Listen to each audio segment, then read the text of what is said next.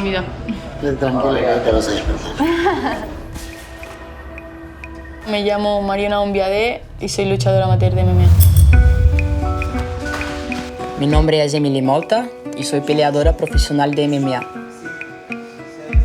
Quería hacer algo de lucha para pasar un poco el tiempo, para no estar pensando en Brasil. Tuve que aprender un poco a convivir con la violencia de un barrio pobre, de un barrio que no tiene nada.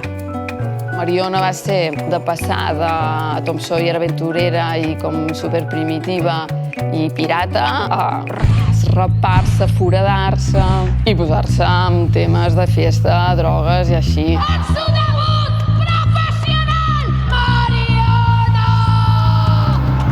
Cuando empecé pesaba 46 kilos. No tenía nada de fuerza, ni autoestima, estaba fatal y como que fue todo de la mano, tanto la parte física como la mental como la emocional. De locos. La gente tiene la idea de que las MMA es un deporte violento, sin reglas. Cuando empiezas a hacer deporte, pásate otra visión, la visión de dentro. Siempre con amor. Ahora sí que estoy feliz.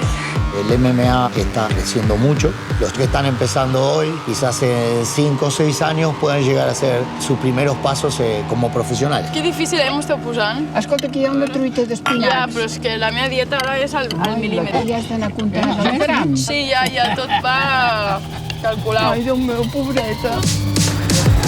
Subir la jaula no es difícil, ¿no? Pero toda la gente no ve lo que venía antes. La preparación, el sufrimiento de cada día, la mente. Si la cabeza no está bien, no te va a funcionar nada.